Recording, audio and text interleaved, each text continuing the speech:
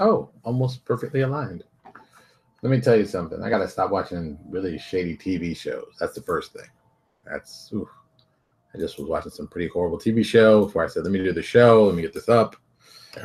Oh, it's just another simple Monday. Hey, everybody. I'm Louis Porter Jr., and you're watching Transparency Agenda Daily. It is July the 10th. This month is almost halfway over. This has been this month it's felt like it's gone by very quickly. I mean, at least to me, it felt that way. Hello, Donnell. How are you doing? Hello, Sean. Yeah, it's been a very, very fast week. It's been like month is like whizzing by. So I'm not sure if I'm ready for all this. But let me get this started with the regular stuff we always get started with. Since I guess we got to get stuff to talk about, of course. Let's talk about our Kickstarters. I mean, they're all going good, which is good. Is that Top Secret is at 89,000. Whew, 89,000.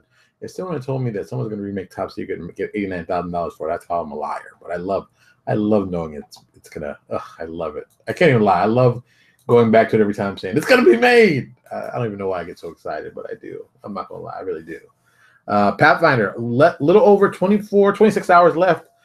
769,000. So it could make 800,000 easy.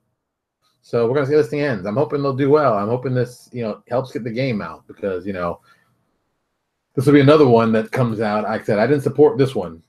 Hey, Sean. Hey, Thurston. I didn't support this one, but But I said I hope it does well. I want it to do well. That's a good thing, And then our buddies over at Kobo with their new Path Compendium, almost 20,000, 19,000 right now. 17 days to go, so they got a lot of time. What's up? Let's see what's up with the stretch goals. They just unlocked new art, 5 new art pieces at 8,000. Favorite class options at 19,000. At 20,000, doing iconic appendix characters for the new classes, which iconics are perfect. I believe that also. And number 22,000 will be Hero Lab support with expanded data files, which is a very good idea, which we will also be doing too, and we do our stuff because I think that's a great way to go about it. So yeah, that's what's going on there. Next up, our Patreon. Now I've expanded out our Patreon list. I kept saying, it's a Patreon that people should be supporting they don't know about. So I said, what? I'm just going to be talking about all the guys' things that I like in Patreon. There's a ton of stuff, and I do mean a ton of stuff that you can support any given time. Some stuff I think is, fantastic. Some stuff I think is super great. Why is this not going? Hold on. For some reason it did not go like it was supposed to. Is there too much stuff in there, maybe? I don't know. Maybe. I'm going to cut off from Owen for a second. Yeah, it looks like that was it. So mental note, I'll cut that out for next time. All right, so I've got all these Patreons. Ask a Pathfinder, Clinton Boomer, of course. Every frame of painting is a really cool YouTube series that I'm a huge fan of. It breaks down a lot of stuff visually on stories. You should check it out. I can't suggest it enough. It's really, really interesting for those who are writers and those who are into creative stuff. And it's like you're a fan of science fiction like I am, and you wonder why do they shoot in Canada so much and what's it about. They have a great thing of talking about when they shoot in Canada. It's very, very interesting. I thought that was very kind of cool. Jim Zub, a friend of ours, the show, who is now currently writing Avengers. And what is it, Jim? He's got his own book. I'm right there. I can't see that. I can't think of his name now, but it's Wayfinder. Good Lord. Wayfinder. Is it Wayfinder? Am I thinking? No, where is his book? Yeah, Wayfinder. No, Wayward. Jeez, a lot of books you gotta remember. It's easy to forget. So he's doing that. He's the one who just got himself a deal. He's probably gonna be doing anime for stuff, so I'm not gonna be surprised. He also teaches animation, actually up in Canada. So if you a lot of good information. His website is just chock full of information. If you're a writer, you can get some great stuff. If you're in the creative field, you can get some good stuff. I'm just a huge fan of his, so definitely check it out. Next up, of course, Liz Courts, of course, doing our usual stuff. Owen Casey Stevens, Raging Swan, and one I didn't realize I didn't have on there for some reason. Right Publishing, I did not put it on there. I was like, oh, it wasn't on there. It's like it just hit me. So yes, so we've got Right Publishing added. So here we go, and everything's going good on that. Self-promotion, of course, is next because you got to self-promote. And of course, we're up for self-promotion. I'll be talking about some New Access Legacy stuff tonight, so don't sweat at that. Of course, we got some stuff from Stonemeyer blog, which I have not checked in a couple days. I've been off my main computer for like 3 days. It's been pretty impressive. Here's one. Oh, this has got Oh, actually, two. There's two of them. This is from the 6th. I think I talked about that one last week. Kickstarter lesson 230. Is your crowd big enough? That's an important factor. All we want to do Kickstarters, but we don't know if they actually have enough size. And the Kickstarter lesson, this person got to wait. People don't call me in the middle of my show. Kickstarter lesson 231. The cult of you. I'm assuming this is going to be awesome. And it starts off with a great sentence, so I know this is going to go well. You read the first sentence of this newest one. I can say it's only going to be interesting and kind of fits in with tonight's topic. Black Diamond Games is always coming out with new videos. The latest one they did was 2 days ago, was finding a commercial location. And it was kind of interesting. If you wanted to know about how retailers should find stuff, it's a great one you should take a look at. I think it's highly informative, lots of good information, lots of good stuff. I'm a big fan of what is going on with Black Diamond and Gary Ray. So definitely check that out. And as always, Gary Vaynerchuk with all kinds of cool stuff. Gary Vaynerchuk had a recent one that he did with John Tapper from Bar Rescue. And I love watching Bar Rescue from a purely business aspect. It's kind of interesting to see what other people do for their businesses to keep them up. It's amazing. It's amazing to me like what cool stuff happens on that show that you can bring into regular stuff. So yeah, and John Tappert and Gary do this one little. They talk about this one little like how to get more customers to your restaurant. And I don't want to ruin it for you. It's really kind of interesting. It's like the thing is like 30 minutes long, but it's worth listening to just for that one little piece. It is a cool setup. How he says how you get new customers, how you get them to keep, and like what is the actual math behind it. It's just fascinating. I was really excited to watch it. If you're serious about the business stuff, you really want to know more, I cannot suggest enough that you must check that out. It was amazing. I mean, really amazing. Just kind of ridiculous amazing. It really was. I mean, it was that kind of like, wow, I didn't know that. So I really dug that a lot. And of course, what we did this week, aka weekend for us, some more stuff for our Citadel certified stores. I talked about this on our random show this afternoon. We made we've always been figuring out how can we get retailers on our side. What can we do for retailers to get them excited? So what we did was we built ads for retailers. We gave them co-op ads where we basically built the entire ad, says all cool stuff, and we gave them a space in the ad where they can put the information for their store and put like their times and date and website, and they've got a pre-made ad ready to go. It's already print ready, and I've done them for like right now 4 different sizes. I still have a couple more to do. 8.5 by 11 legal size, tabloid size, half page, and I forgot what the other size was. I can't remember right now. But I'm also going to try to do A4 and A5 versions so you have them for overseas too, for our fans there too. So you basically can go to our website. You say, oh, I need an ad for the store. Oh, here's an ad already done, pre-made done. Put my name and stuff on there. Done. It's an easy thing to do. On top of that, we also added in ads specifically for our retailers again. And these are ones they can put up on Facebook, really all social media, but Facebook, Instagram, Twitter, you name it, we've made stuff for them. There's tons of them. I did that all this weekend. It drove me crazy, but it was something we had to do, and I thought it was a smart plan to do, so it made sense. It made a lot of sense to do it. It was a lot of fun. So also, this was also a very weird weekend. Why am I telling me that? I know that. That's tomorrow. So, I'll tell you the small thing first. I'll tell you the cool thing and the small thing. So I was over at Gamestop and I was looking at stuff, and this book it's part of a 2-book set. It's for Call of Duty Infinite Warfare. This is the developer's handbook, and I saw it in the store. It was attached to the actual like hint guide, and I was like, ooh, I'd like to pick that up. And both books together had a price of $9.99 on them. And I was like, ooh, $9.99. Oh well, it's 2 books. It's kind of cool. A development book. I mean, I like reading these kinds of things because it's like boom, history of Infinity War. It tells you all kinds of cool stuff about the companies that make the product. And to me, I think that's also important, and how they developed it and what went on. And, I just think a lot of brilliant stuff is in this. So I really wanted to just read this as a nice piece of this. The hint guide had like a great design to it, and I could always use it for reference for ideas. So I said, okay, no big deal. So I went to the register with the 2 books together, and oh yeah, and this other piece of thing, I haven't opened it up yet. Whatever. Went there, and the guy tells me, oh, good news. I'm like, what's the good news? He's like, well, the product's been pennied out. And I'm like, what does that mean, pennied out? He's like, well, we basically said we don't carry it anymore, and we're trying to move it out of stock, and the price is dropped from $9.99 to 1 penny. So I picked up this book, the other book, for a penny. $9 to a penny. That's a good move. I don't care what you say. I love doing that. I love that I got this nice low price in this. It was beautiful. I got it for a penny. If I sell the other book for $1, I'm 100 times up. That's a big deal. So That was a good deal. Always check out, stuff like Gamestop. They always have some cool stuff like this because video game makers. Oh, funny enough, here's another little quick thing. So hopefully I can find it in this one. I know it's in the other one. Yeah. So this was made. This is made at Prima Games, a division of Penguin Random House LLC, at 6081 East 82nd Street, Suite 400, Indianapolis, Indiana. Now, what's so funny about that is that's the place I used to work a long time ago when I got into publishing. Let's see. Boop, maybe you'll see it. There it is.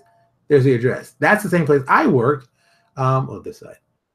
And graphic design. See, a buddy of mine still works there. A couple guys still work there, I know, but like one particular, Will Cruz. Will Cruz does designs on these books. And I mean, I left, he's probably been doing it now 20 years. He's doing layouts, so now he does layouts on like all these like cool looking books you see.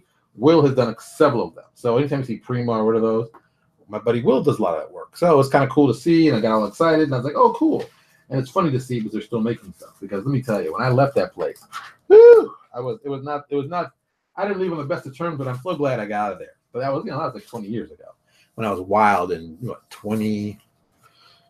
I was there from when I was like 28. It's really 27 to 29, and then I got out of there. That was the best decision I ever made, and that's how I got down to Florida. Also, another book I picked up, boom, Simple Rules for Card Games. And I was saying, like, Lewis, why do you have this book, Simple Rules for Card Games? Well, first of all, I bought it from a store called Five Below. I don't think Five Below is everywhere, but I put a link in there as you can see. So Five Below is a store that sells products that are $5 and below. I have found tons of cool things in there for $5 and below. Like, I found this for $5, but hold on. I think this is the right one. Yeah, I think this is the one.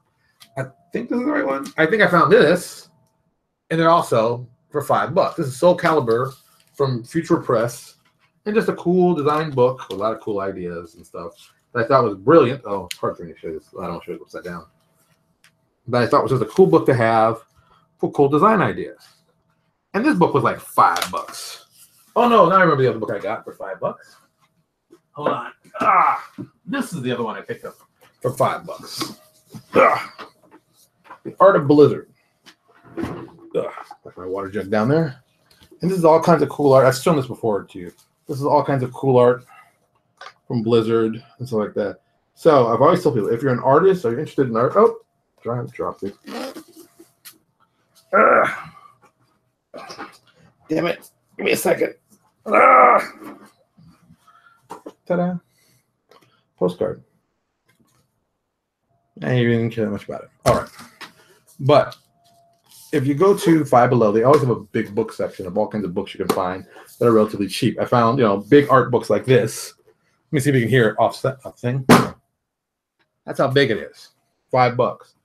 This little monster, $5 also. But the reason I picked this up, Simple Rules for Card Games, well, I wanted to break into doing card games. Because I believe card games is a genre that has still very opened. There are some people making good money on it.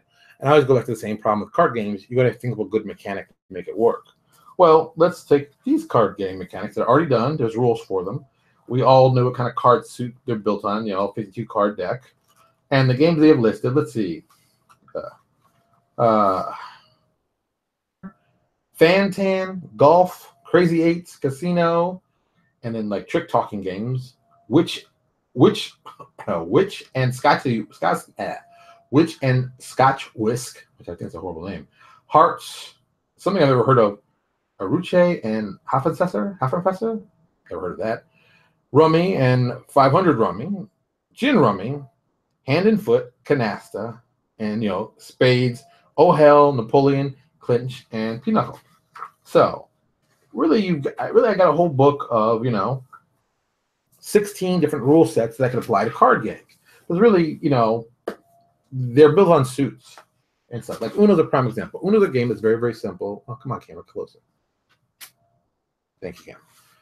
Like Uno's a very simple game that was developed off a very simple system, and you can modify the same thing. You could do with cards and do the same thing, but you could change it, add colors to it, add numbers. And I think the rules, the rules here tell you how to do stuff, how to play it, what to expect. So you've got the rules already played. Now you figure out how I can make this game for myself, and even better, make it for my own card system. They tell you everything here. I mean, it tells you, look, It's 2 pages of how to play spades. Oh, it's 3 pages, really. These are 3 pages. Spades is a game I played in college a lot. Like, a lot. Like, holy cow. It's a game you play. It's a simple game, you know. How do you play? Scoring. Boom. You can put that on a small couple cards. You got it together. People are playing. They're playing decks. They're having a great time. And I've always talked about doing that kind of stuff and doing those kind of games. So I think that's kind of important to do. That's just a long-term like choice for me. All right. So now a lot of you were saying, like, why did you name this one? Like, why did you name this one, you know, about your ego? You'll see in a second.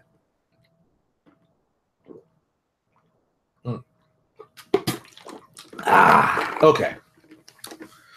So can your ego prevent you from being successful? Yes. Well, it's preventing you from succeeding. Yes.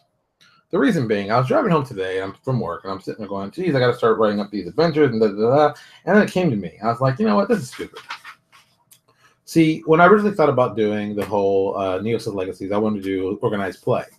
The reason I wanted to do it was I think it's a good idea, and I think it's got a long-term good reason. But then it just hit me. I'm like, why in the world am I trying to do the job of what I hire really good guys who are much better at me doing this? And then it came down to, I was thinking about like Jeff and Michael. Both of them are great writers. They have great writing skills. They know how to write good adventures. My job as the real good boss is taking myself out of the way so they can be successful and do the best kind of writing. I think that's what makes them work really well. I think I trust them well enough to know that they're going to write certain things a certain way. I meant like everything, but we can talk about it before it comes out and we'll go over it. I think the problem always seems to be that you get so tied into it and you're like, this is my thing and my name's on it and my, and my. I'm like, oh, God. Do you want to do a game, win a game? Yeah, I've had to do one. I've wanted to do. I haven't. Okay, this is a game I've always wanted to do. In games, inside of games, one of my favorite games was Splinter Cell. One of the cool little mini games they had in there was lock picking. I think that lock picking could be a card game. I'm going to give you the idea so someone can run with this, but here's the idea. I think lock picking for RPGs can be done with a card system. Same way I think mazes, which we've done ourselves through another company, and I'm probably going to update that system. You know, doing mazes in a card game way could be very, very cool and very, very fast. You know, because that's a problem. Because mazes are tough because, you know, you draw them out and people, I think a card system would be better. That people could, you know how many things are supposed to be, how long it's supposed to be, and, you know, it's a very simple system to make them. And you just run the encounters that pop up on the card. Like you roll them in a deck and you just flip them out. Like, oh, you can turn a corner, you find this thing. Oh, this, you know, this thing attacks, or you find this treasure, or this. And you know, there's lots of different ways to do it. I think it's very, very cool idea. I think I like a lot of mini games. They've always been a cool, you know, thing to do. Sometimes the best thing is definitely get out of the way. Because I mean, like I said, I'm thinking, oh, I want to do this and this. I'm like, this is stupid. You know, there's a couple of adventures I've written in my entire life. I think 3 adventures, and one of them I've written like so many times, like in different systems. It's ridiculous. It's a simple D&D adventure. When I wrote it initially, okay, it's called Hostage. And when I originally wrote it, I wrote it for a Ravenloft, and this is when I wanted to submit to Dungeon before I was actually really into doing publishing.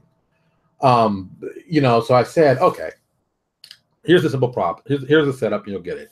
Your characters just arrived in Ravenloft. They've gone through the mist. They just wind up. They don't even, you know, they're in this new town. They don't know where they are. They're off the thing. They're like, what the hell's going on? So they wind up at this small little town that has this church. But this church has a bunch of people in front of the church. There's all kinds of stuff going on. And you come like, what the hell's going on? And you're like, oh, this stranger came into town. He's attacked our priests and our I guess they say, you know, altar boy, and killed a bunch of people in the church and trapped him because he said he's been bitten by a vampire. Is it a vampire? Yeah, he's bitten by a vampire. So he wanted the priest to save him, and that didn't work, and he went berserk, so he attacked the people. So now he's got these 2 people in the church held hostage. And they're like, okay, well, that's really simple. It's a hostage situation. You're supposed to go into the church, you know, sneak in, go and find out the guy like that. And the guy had pointed ears, and he knew he had like kind of sharp teeth. So they figured like, yeah, he was definitely the vampire. I don't know what's going on. Well, by the time you keep reinforcing vampire. But the little twist is, he wasn't attacked by a vampire. He was attacked by a werewolf. He's just in shock and got confused what he was attacked by. So when you finally meet him, you're already equipped with all the cool vampire stuff to kill him. but he turns werewolf, and all of a sudden, all that stuff you had is now just absolutely useless. So now you put yourself in a more dangerous situation, and that's kind of how the setup was. I'm very big on those kind of adventures. I like where you basically go like, "Oh, you prepared for this? No, this is what you face," because everyone assumes a bunch of things, and I think assuming things can get you killed. And I thought, I thought that was a good one for it. Hence, I called it hostage. So. And there's like a lot of like really weird like environmental traps. Like there's one section of the church that's burned down. You can sneak in that way, and it's like, okay, I go. It's got burned down. It's got cobwebs. So you sneak in, and then while you're going through it, you get stuck in the cobwebs, and then you realize, oh crap, you don't realize you're too far. And like, oh crap, I'm stuck. These two large spiders come down and come and attack you, and it's like, it's like, I do a lot of that. I'm very big on the setup. A lot of terrified. I thought this, It's just, it's just a lot of. I like setting up people for failure. I'm not gonna lie, Sean. I really do enjoy that. It's really the look on their faces. It's like, but you told us this. It's like, oh, you shouldn't trust me all the time. I could be lying. And like, that's never a thought that ever runs into people's mind. Like, oh, the GM lies to me? No, of course not. These people are confused. They got it wrong. And and the character was actually an elf. And they don't. And if you read Ravenloft lore, not a lot of elves exist in Ravenloft, so that's very odd. So I had the pointed ears. They'll give you kind of like he's different. He's not human. But you wouldn't think, oh, pointed ears are elves, and you think, oh, maybe it could be a vampire, and you just go on that little path. So that one's a lot of fun. That was a lot of fun that I did that, and I published it. I mean, I put it out, but I've never actually published it. And that's one of those adventures I always keep saying, I want to do again if they ever make Ravenloft open, but they never really do. But I keep saying, maybe I'll do it on DM's Guild. I'm like, I'm not doing it on DM's Guild. So, here we are. Here's an adventure that probably will wind up somewhere in one of our adventures for New X's, so don't be surprised. We'll just change it up.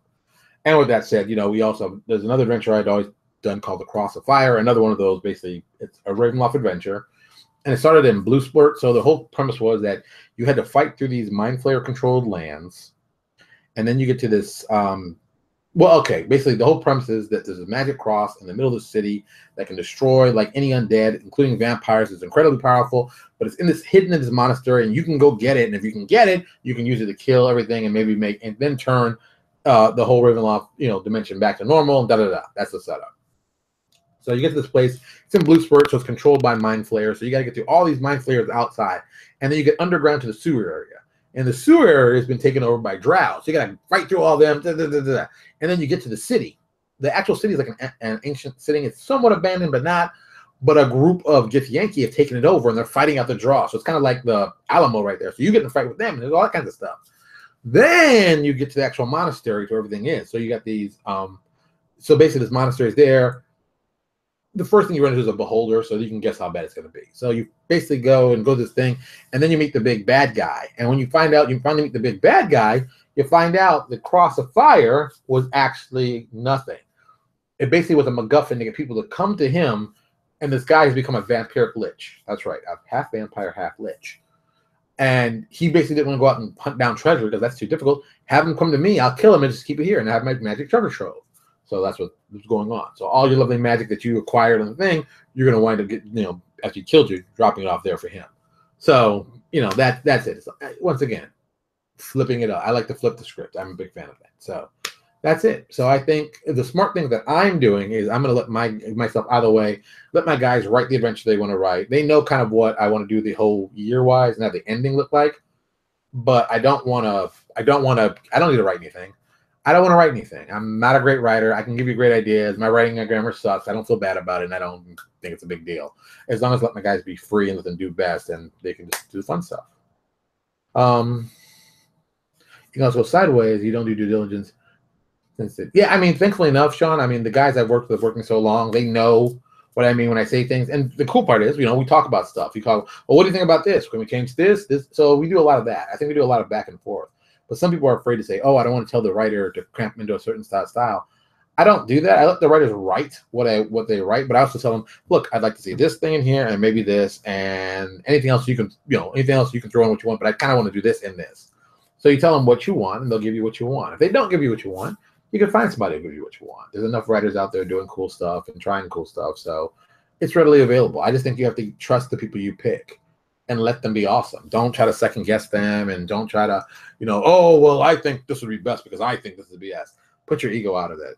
Look, I know enough to know when we did Chronicles of the Gatekeeper, I told Michael, I'm like, look, I don't know what kind of adventure I want to tell, but I do know I want it to be like this.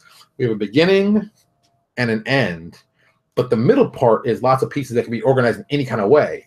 And, he figured out a great way to do that with the adventures, and we ran with that. And, the main adventure was great. The end adventure was great, and the middle ones were perfect because you could play them in any order, any way. It didn't matter. You could play one, you could play all of them. It didn't matter.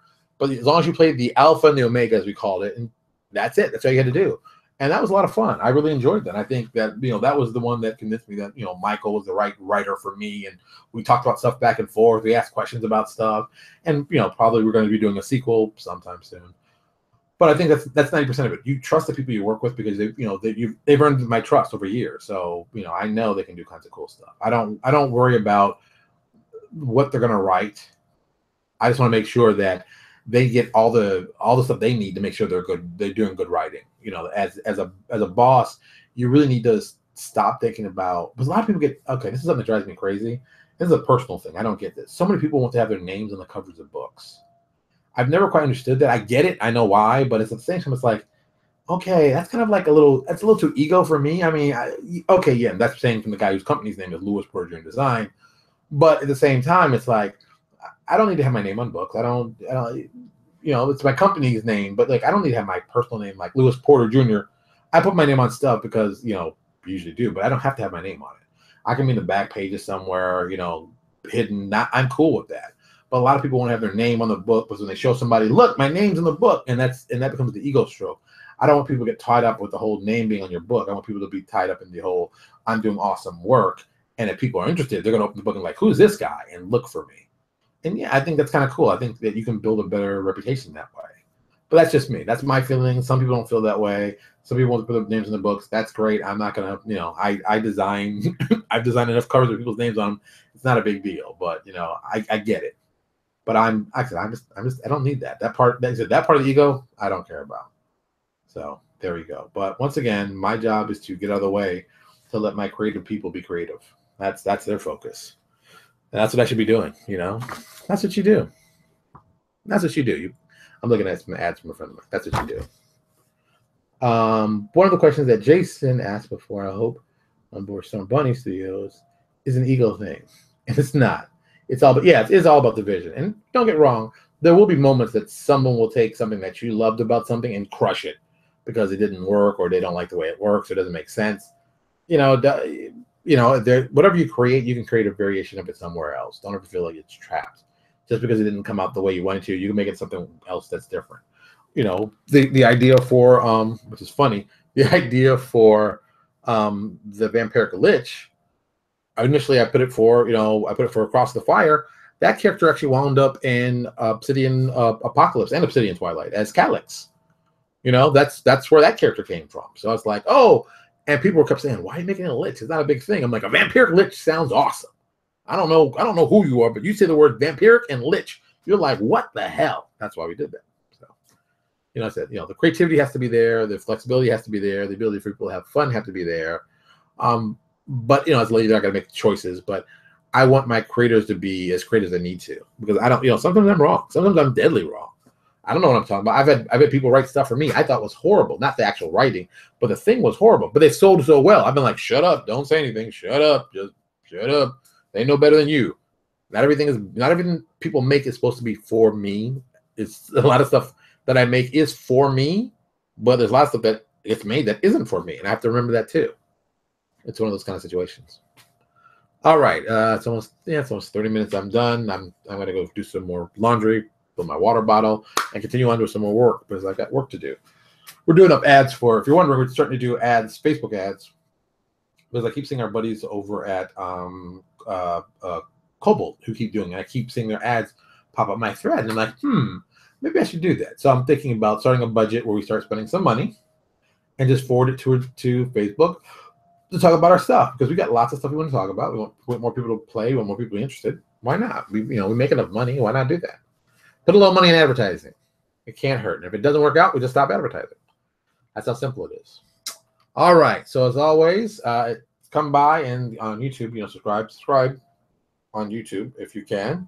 If you can't subscribe on Facebook. our front runner here. That would be very helpful. Also, go tell your parents you love them, even though you may not be happy with them. Tell them you love them. They're your parents, and it may not have worked out as well as you'd like, but are your parental unit that you care about.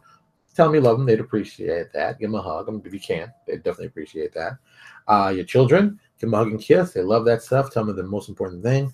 Tell them they're amazing and they can't do all kinds of fun stuff. Thank you, Miss Johnson. Yeah, and that's going to be it. So I'm getting out of here. I got some more work to do. Tomorrow's show, of course, will be a regular show. We're not going to do our walking show. So, yeah, by the way, if you didn't know, our Random Transparency is my walking show. I do it Monday, Wednesday, and Friday, roughly about 12:15-ish to about 12:45. That's when I just walk at lunch. So if you want to come check it out, feel free. Come by, watch, suggest a topic. Anything's open game. Anything's open game on that one. That one's more raw than this show, but it's just me walking, and something might come up, and somebody might say something, and we can talk about it. So if you have a cool idea you want to talk about, that's the perfect time, and we might talk about it at the bigger show here. All right, everybody, you have a good evening, and I will talk to you all tomorrow. Good night.